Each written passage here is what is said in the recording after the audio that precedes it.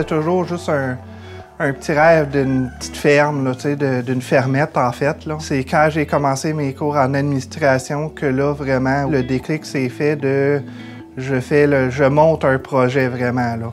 On parlait de plan d'affaires pendant mes cours. Mes projets que je faisais, c'était le plan d'affaires pour la ferme. Il y a beaucoup de choses comme ça. J'ai fait des cours en marketing, mais c'était des plans marketing, des éléments pour le projet. Fait que c'est là que ça s'est tout monté au travers des cours, justement. C'est la branche que j'ai le plus aimée. C'est vers ça que je me suis orienté dans l'attraction et rétention de personnel en milieu agricole.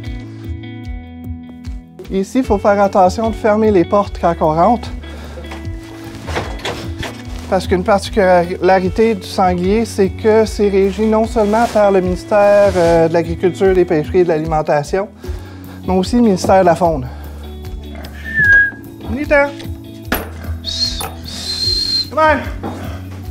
J'ai eu un peu d'aide de Métis en affaires, la SADC au début, mais vraiment le plus gros du suivi, c'était avec Entrepreneuriat UQAR.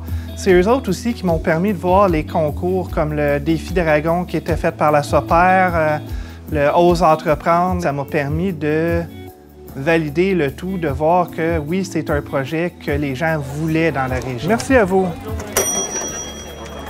Aujourd'hui, on est au marché public parce que c'est là que tu as cette interaction-là, c'est là que tu vois qu'est-ce que les clients veulent.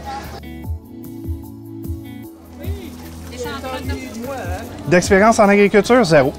Zéro pied de barre. En fait, même la barre, c'est généreux. Zéro tout court. J'en avais pas. L'expérience, c'est pas tout. L'expérience, tu vas le faire en le faisant. Oui, il n'y a pas d'autre viande que du sanglier. Okay. Dans tous nos produits, il n'y a pas d'autre viande que du sanglier. C'est pas coupé avec de quoi d'autre, là. Okay. 2 hot dogs, Dad.